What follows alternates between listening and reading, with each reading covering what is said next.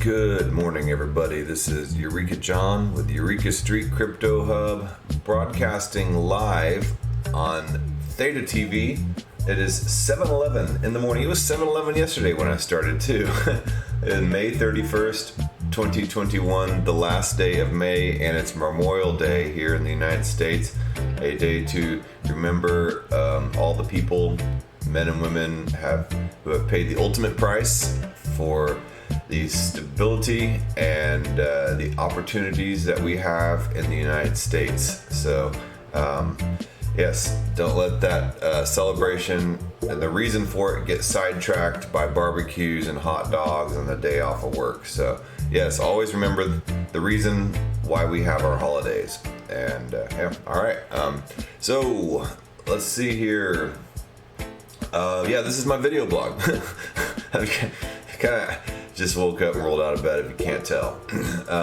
And I follow crypto, and this video blog is about crypto. Sometimes it branches off into some other topics because I go on rants and stuff like that.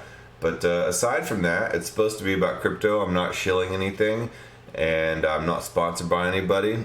And I do this every single morning. I wake up and I talk about something new or something I learned in crypto, and it's helping me to document it and to verbalize things that I read and that I learn, because once I try to talk about it, I can realize how much I don't comprehend something. I might comprehend it in my head, but when I actually try to vocalize it and put it in words outside of myself, I can sometimes just sound completely ridiculous.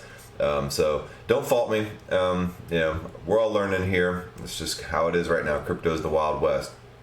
So yeah, man, I'm here to make the stupid mistakes so you don't have to, right? Anyway, let's take a look at the CoinGecko and see what the dealio is. Bitcoin sitting at 37,124, so it's 36,990 just in between when I refreshed it. So I mean, basically it's sitting in high 36, low 37. I guess about $1,000 over yesterday and $3,000 over the day before. Bitcoin right now, this has been the worst performing month. Worst performing May, I guess, not month. The worst performing May in Bitcoin's history. So, whatever. It had its crash. I've been through a couple Bitcoin crashes so far, and it's not the end of the world. And it's just a way to shake out the weak hands and the new people that are expecting Bitcoin and cryptocurrency in general to act like the stock market. And it is not the stock market. There's healthy retracements, there's healthy corrections and things like that. So there's also large adoption going on, and the Web 3.0 technology is advancing day by day. So it's shaking out the people that don't really understand the big picture, and they're just trying to make a quick buck. Now, there's no such thing as a quick buck. It might be, but it only lasts temporary. You have to really dive in, understand the technology, understand the fundamentals, understand where cryptocurrency is going, understand what Web 3.0 is. To me, that's what I want to do, and it's what I'm striving to do with this program as well. So, yes, I understand Web 3.0. I understand where cryptocurrency is going, and that is why I am buying and dollar cost averaging and holding on, and just letting it roll, man, and just letting it roll, and take the punches and keep on going. And yeah, I actually bought Bitcoin yesterday and a couple days back, and bought some Ethereum, bought some more Theta token, and some T-Fuel, and some Chainlink. And actually last night I bought some Bancor token as well, and I'll go over that here in a second. So we got Ethereum sitting, they're both going sideways, Bitcoin and Ethereum right now. Tether, $1. I mean, I remember this time last year, I mean, I would have been pooping my pants at these prices. So, I'm quite all right with it. Tether is $1. Binance Coin, 349.06. I sold my Binance Coin and I closed out my leveraged out Chainlink that I had on Celsius. to lower my car payment. That was accomplished, yay, and mission accomplished there. And I also learned how to use the Celsius loan function. So Celsius before was kind of a pain in the butt because you would lock up your tokens and you would borrow against them in there. But in order to close your loan, you had to email in, and they're not the most responsive people, and wait a couple days for them to get you back and then give you like a quote on closing the loan and all that stuff. And then you had to authorize it, and I had to ask them specifically what I needed. You can either wire the money, like US dollars, to their bank, or you can hold DAI in your account in order to close the loan. Fortunately, and then if you're in other states besides Texas, there's other ways. You can pay it off with a cell token or other types of tokens. But being in Texas and some of the crappy crypto regulations that we deal with, what I did is I loaded up my account for the loan amount in DAI. And then right when I was about to close it out and I went through their whole process, they added the automatic loan closure feature onto their app, which, I'm glad that they added that. I just wish they would have added it like a week before. But either way, all it was just one click, and they took the DAI out of my account, and then they gave me back my chain link. So pretty easy process. So I'm pretty happy about the way the chain link loan went. I got what I needed accomplished, and the chain link loan on Celsius went, and I'm pretty happy with how it went. It was a pretty cut and dry and straightforward. I got what I needed accomplished by lowering my car payment and stuff like that. And done deal. I think I'll probably use Celsius again sometime in the future if I ever need to. Okay, anyway, Cardano is up $1.67. We have XRP up back to $1. XRP has been battling with the SEC right now, and I don't know the details of anything going on over there with the XRP and SEC, but apparently they're doing pretty good against the SEC, basically showing the SEC that SEC can't just bully and push around crypto projects the way that they've been doing. God bless Library Token. I wonder how they're doing against the SEC right now. I'll have to look into that because I know that they've been getting bullied pretty hard by the SEC. Dogecoin, 31 cents, and then USDC, another stable coin. Polkadot, 21.81, and we got the ICP token. Man, I don't even want to. I keep on ranting about the ICP token. Just do your due diligence, do your research on it. I don't like it, so whatever. It's just I'm biased, by the way. Did I tell you I'm biased on this show because it's my show and it's a video blog and it's not sponsored by anybody? I don't know if I'd ever want to take a sponsor now that I'm, think about it, because then I would have to watch what I say about certain projects, I don't want to watch what I say, this is my process and my journey, and if I, hate a token for a while, then I hate a token for a while. If I love a token for a while, then I love it, and if I talk about something and it crashes, then you know what? That's on me, and it for my own personal bag. And if you listen to me, I'm sorry, man. Don't listen to me. All right.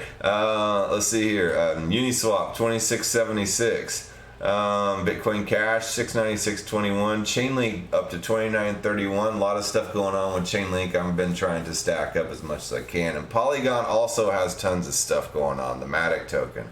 I need to do another video and go into the Matic token again. Every time I try to take a poke at the Matic token, then something else pops up, and then they got so much stuff going on with so many different projects. Matic is everywhere. It is layer 2 Ethereum solutions, which makes it scalable and fast and everything like that.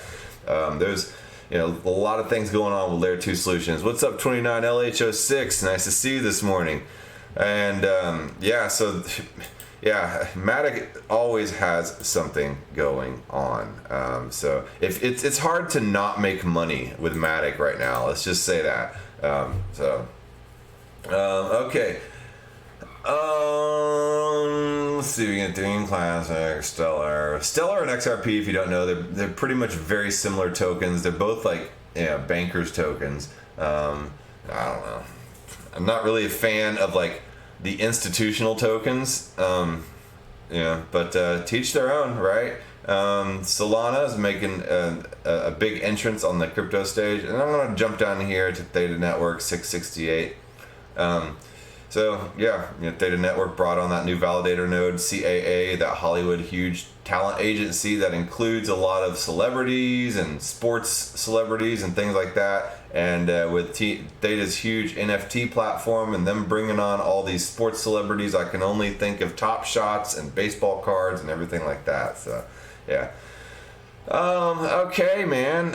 So let's go over here to Bancor. I was messing around with Bancor. Bancor has been kind of fascinating to me.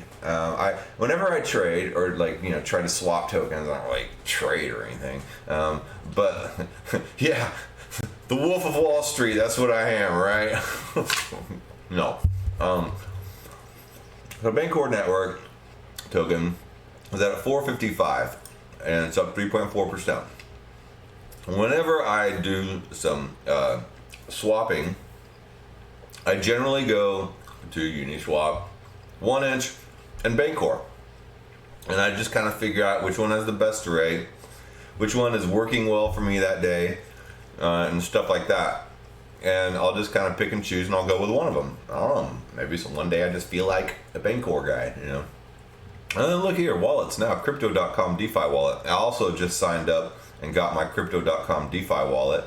And I like the way that functions, man. It functions really well with the centralized Crypto.com exchange, and then it just kind of interacts well with the actual DeFi wallet where you hold your own keys. I don't care what people say about Crypto.com. It's been good to me. So I don't know. Anyway, Bancor. Bancor is. I didn't really know what it was for a long time, so I didn't really talk about it. And I still have a hard time explaining what Bancor is, but let's go over here. We'll take a look. Kind of just looks like Uniswap, right? You just swap your tokens back and forth. I bought some LPL token yesterday, the link pool token with some DAI, and so added more to that staking pool. But yeah, so it's this. But what makes Bancor stand out? Okay, so let's go over here. So right now, I did stake some Bancor, about 147 BNT tokens right here. I already got let's see here, about 31 cents of rewards. Let's take a look at the pool that I staked it in. Let's go over here to data, and again, I'm not like some kind of baller. Just trying to figure out the levers and pulleys of all this stuff.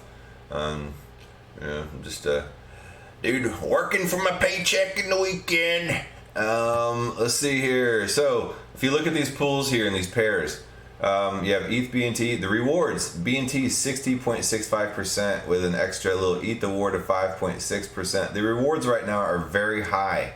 It's because I think they're having some kind of liquidity program going on, and I put mine in the USDC BNT pool, and let's say go over here, APR 10.29%, slight little fee there, and actions. Let's go into actions, and let's take a quick look here.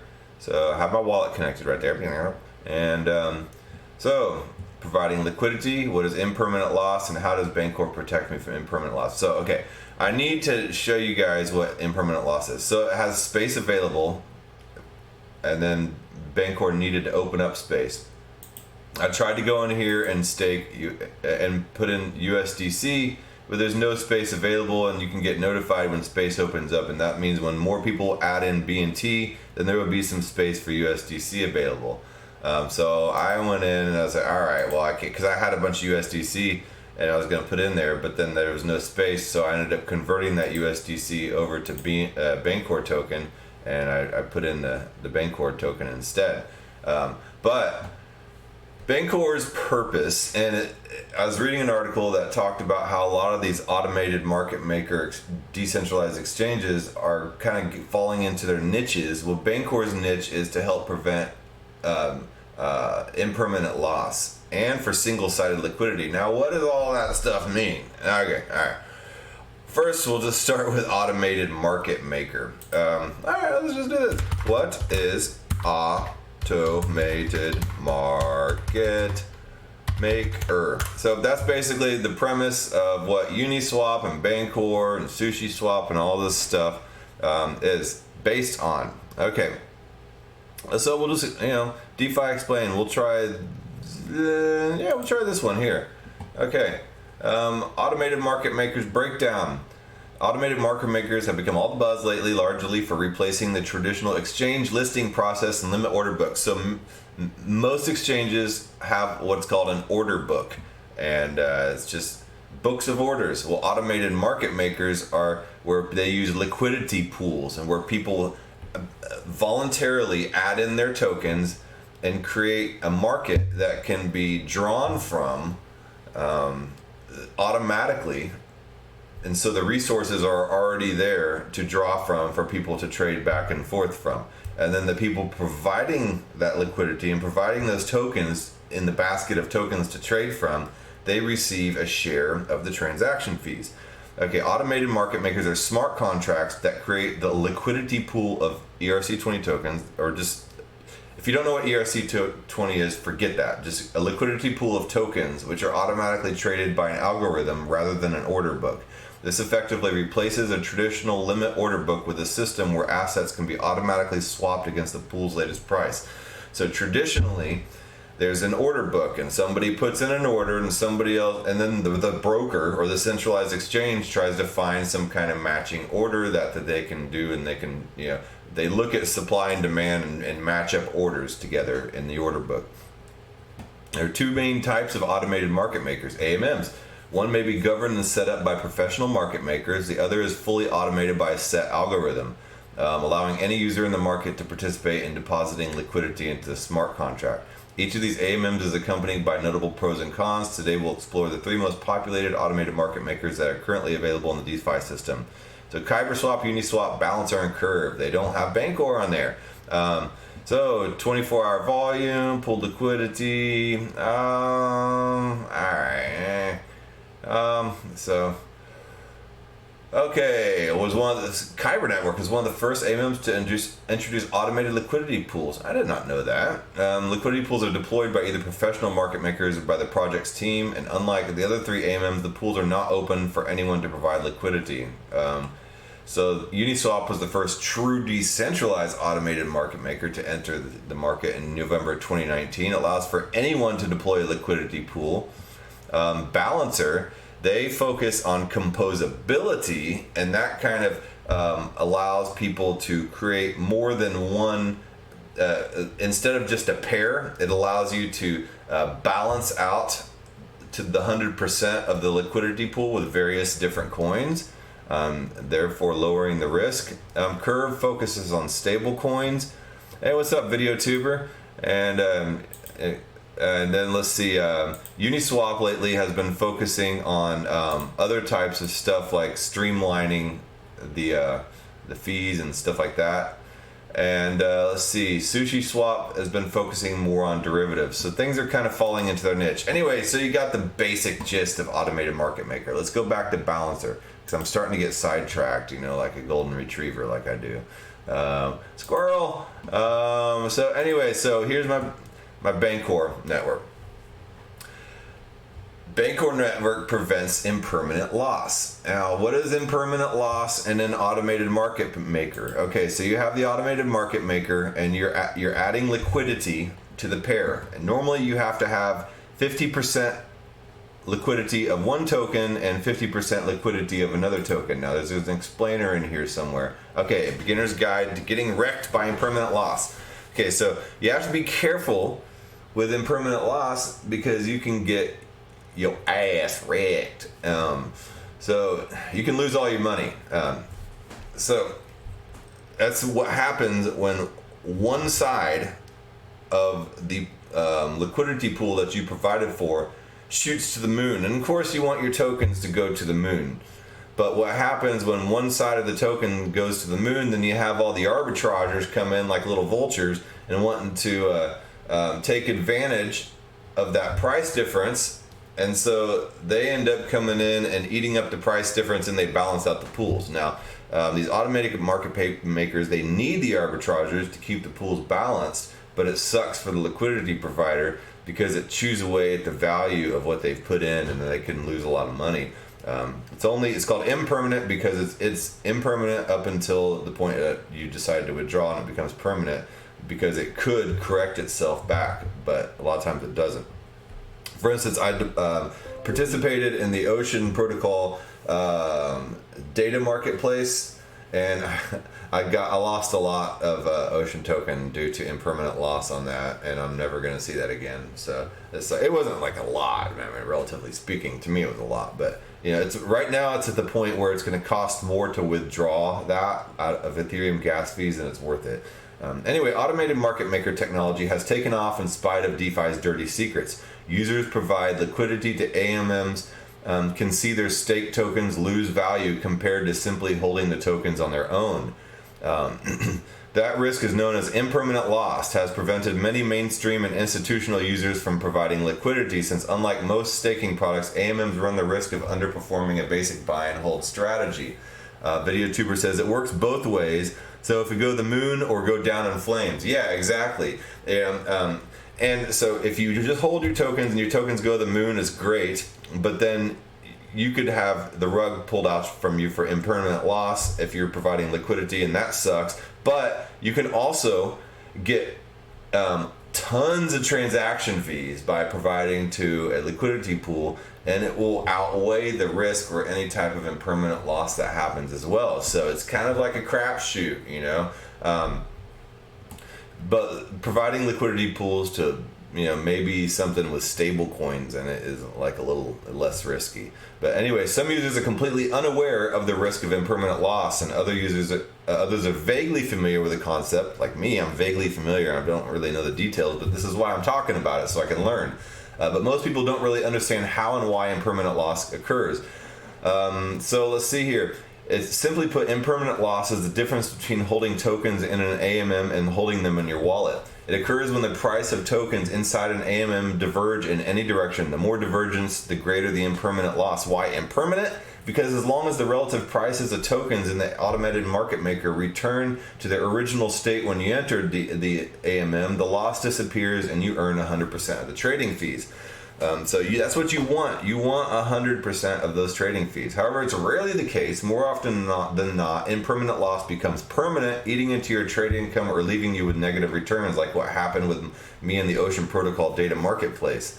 How does it occur? To understand how impermanent loss occurs, first we need to understand how AMM pricing works and the role arbitrageurs play. I never heard the word arbitrager up until I got into crypto. And I learned real quick. In the raw form, AMMs are disconnected from external markets.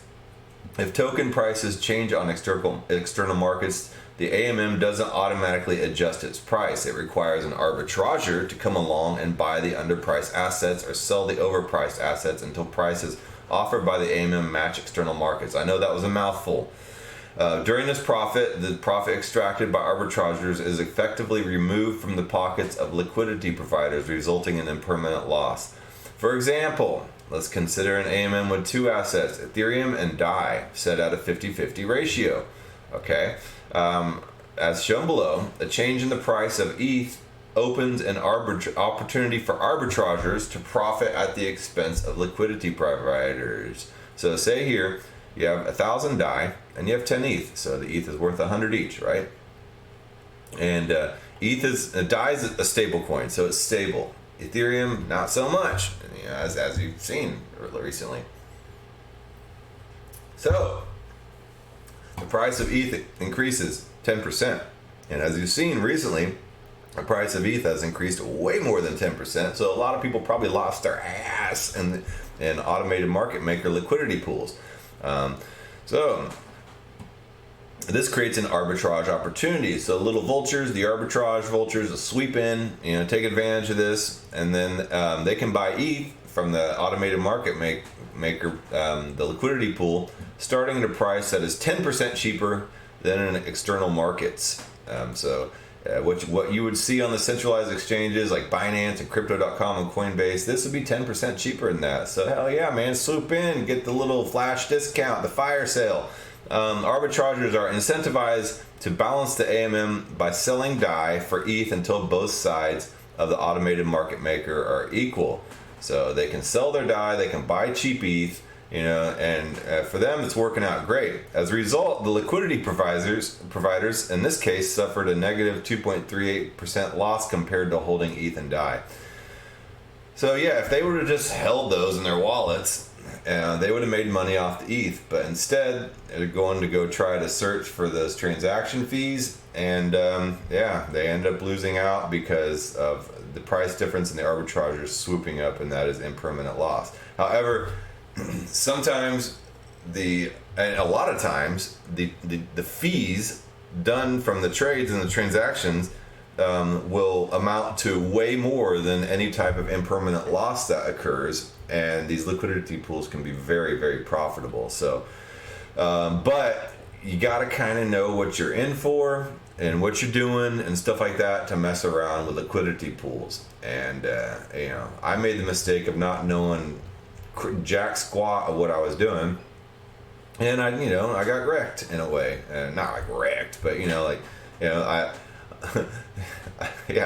I just made myself look like a total rookie, which I am. So if you examine the price movements, you'll see that even small changes in the price of ETH cause liquidity providers to suffer impermanent loss. So here's Ethereum at $100, and then let's say the price of Ethereum goes to 200, and you see there's some pretty significant changes here. If it goes to $500, you've lost, let's say about 25% of the value of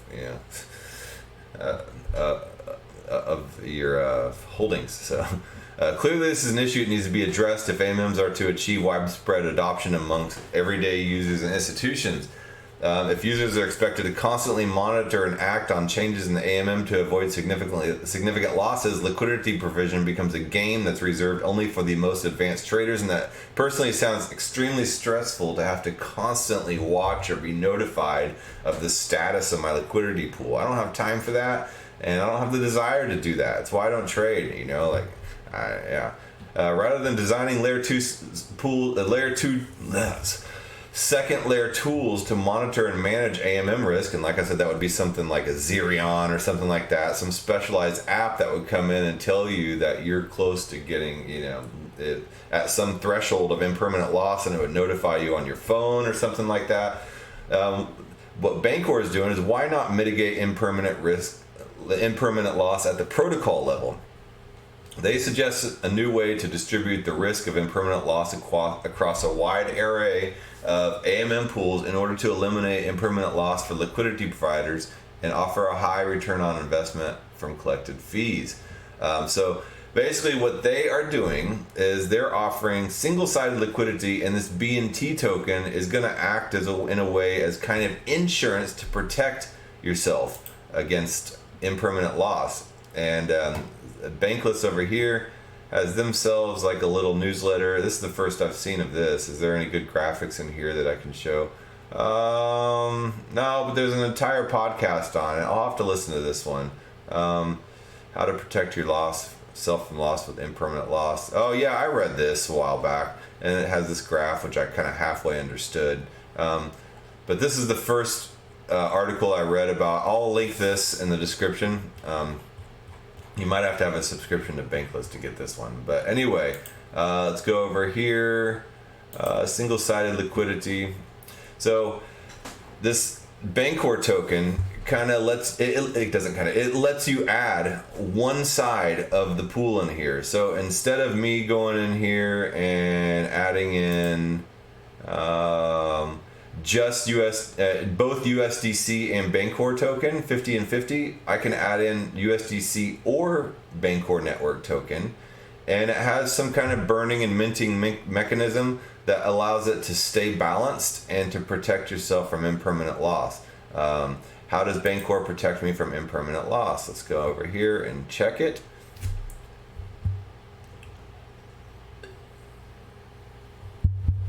Learning how to save yourself from a liquidity provider's worst nightmare. Okay. 1 minute you're providing liquidity to a pool, earning a juicy APY and swap fees. The next you're losing money due to volatility between the assets you provided. This is a liquidity provider's worst nightmare, and solving it is no easy task. Okay. Some smart people are pretty certain it can't be eliminated, but Bancor, has a different opinion. Also, it took me to the same article. Oh man. Okay, so I guess I will read some snippets here. Let's see if I can find here. Some AMM designers have attempted to use variable reserve weights, 95 and 5 versus the more efficient 50-50, to minimize impermanent loss, only to find the resulting high slippage rates, reduced trade activity, and in turn profitability. Other AMM designers have largely written off impermanent loss as unsolvable, hoping that fees and mining rewards will exceed such losses. In some cases they do, in some cases they don't, especially as mining rewards inevitably dry up. Bancor has piloted a dynamic weighting system earlier this year that utilized oracles in order to mitigate the risk. The strategically was quickly adopted by several newer AMM protocols. However, we soon found and have since seen our peers discover that adjusting weights based on a price feed actually increases the risk of impermanent loss in certain market conditions due to arbitrageurs moving faster than any price can update. Price feed can update the pool, and by price feeds they're talking about the Chainlink Oracle price feeds coming in. So they tried to make the price feeds faster to outrun the arbitrageurs, but those arbitrageurs, they're fast. So what if we could eliminate impermanent loss for liquidity providers by shifting the risk to the Bancor protocol? What if they allowed the protocol's owners, the BNT holders, to not only manage the risk but to participate in the upside via swap fees collected by the protocol? By diversifying the risk of impermanent loss across a wide array of pools, we could potentially deploy a system where the revenue from swap fees exceeds the network-wide cost of impermanent loss insurance. This is effectively how Bancor version 2.1 works. The protocol co-invests Bancor token alongside liquidity providers. So when liquidity providers supplies liquidity to a given pool, the protocol provides an equal value of BNT to the other side of the pool. The protocol generates fees off this liquidity, which are eventually burned along with the co-invested Bancor token whenever the liquidity pool withdraws their liquidity. The burn fees are used to compensate for any liquidity pool, compensate the liquidity pool for any impermanent loss on their stake. When they withdraw, while any excess burn fees are used to reduce the overall supply of BNT, benefiting all BNT tokers. So the liquidity provider adds the token, the protocol adds BNT token, and the swap happens, the transaction, the token with BNT, and then here there's a exchange back and forth to keep it balanced. The swap fees go to the liquidity provider. The Bancor swap fees go to the protocol, and it adds in some impermanent loss protection through the BNT token, and that is covered if there's any type of impermanent loss, and it goes to the liquidity provider, and it comes from the BNT protocol here. So if there is any type of impermanent loss, the liquidity provider will earn those tokens back in the form of BNT tokens. Notably, a BNT holder can always provide their BNT to a pool, which effectively takes over the protocol's position in the pool. So you can add in Bancor token to the pool, and you're taking the place of the protocol, so the protocol doesn't have to add in the BNT. You will be doing so, and that's what I did. And so I took over the protocol's position in the pool and burned the co-invested BNT along with its earned fees. Both liquidity providers providing the risk asset, single-sided ERC20 liquidity, protection against impermanent loss accrues over time. The longer you remain in the pool, the more impermanent loss insurance you earn. The system's default settings have liquidity providers' impermanent loss insurance growing by 1% each day until they reach 100% and are fully protected thereafter.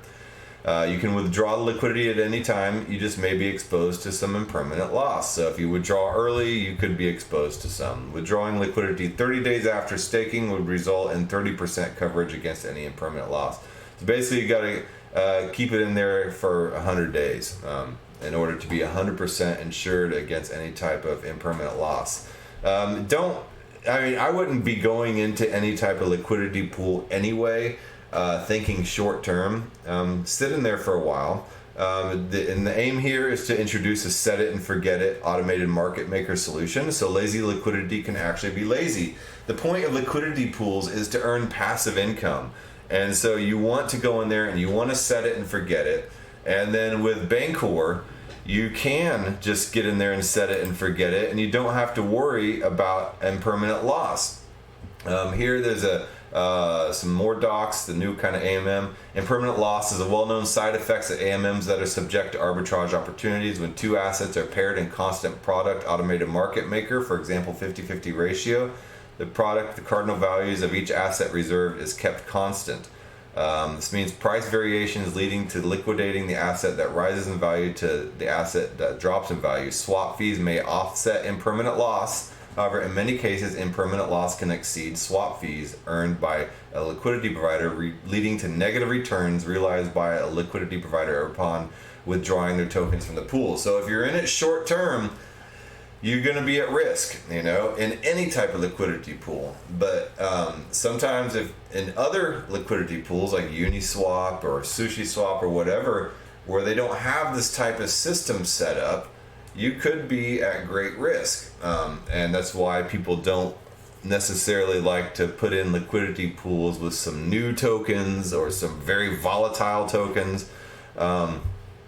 Because it's like a balance, okay? So you think, okay, well, this token is going to be very popular. It has a high, if it's a small liquidity pool, I can own a lot of those transaction fees and I could earn a lot of money. But at the same time, if one of those tokens is a really volatile token, then you could also lose a lot of money due to impermanent loss. So there's always this calculation of risk there and whatever you can stomach. So say, for instance, some exchange adds in Unibright token, and there's a Unibright and Ethereum pair, or a Unibright, let's say Unibright and Tether pair. So Tether's the stable coin and Unibright's the other new token in the exchange. All right, so the pool would be small because first of all, it's a new token pair, and then Unibright is, even though I think it's a good project, it's not the most popular token out there. So if I were to put in a big chunk of my Unibright and provide liquidity, then put in the other 50% of Tether, then I would probably own a good percentage of that pool to start out, because I would be one of the few liquidity providers. So any type of transaction and trade that would go through of somebody wanting to trade Tether for Unibright, I would make a good percentage of those fees. So the possibility of me making a lot of money on that is very high. But let's say Unibright moons, and a lot of people think it is going to very soon. Of course, they've been saying that for the past year. But if it moons, then it creates a huge impermanent loss situation, because the arbitrageurs would come in there and they would capitalize on the difference in price between Tether and Unibright and the percentage that just happened and how it caused it to be uneven. And if I weren't completely on top of that, to go in there and balance that out myself before the arbitrageurs could get to it, then I could risk losing a lot of money in impermanent loss, more than the fees, the transaction fees that I had accrued to that, even though I was owning a large part of that pool. So yeah, it's all a game, man. But Bancor, the beauty of Bancor here is it eliminates that risk if I put my tokens in there and set it and forget it. And then one more thing, I know I've been rambling on, this has become kind of long, is I will get back once I stake my once I put my BNT tokens in the liquidity pool, I will get back VBNT, and that allows me governance and voting rights in the Bancor protocol, which I think is pretty cool. And that's why I went ahead and put in my Bancor tokens last night, because they're going to be having some new a new cycle of voting coming up today, and I want to be able to participate in that voting cycle. So now I have the VBNT to be able to do so. So anyway, I've rambled on, and I probably haven't really coherently explained all this stuff, this impermanent loss. It's on here. I'll put these links, and man, I did my best. So yeah. I gotta go. I gotta, actually make this some kind of a, show. So digestible show. No. All right, but yeah, I will talk to you guys tomorrow. tomorrow, and who knows what I'll be talking about then. I wasn't expecting to be talking about Impermanent Loss and Bancor token. Yeah, you're welcome, VideoTuber. I appreciate you watching through that. I'm kind of trying to fumble through Impermanent Loss. Like, see, this is what I meant at the beginning of the video, like trying to explain these concepts, and when it actually comes out of my mouth, it's just like, bleh. All right, man. Well, I'll talk to you guys later. All right, bye.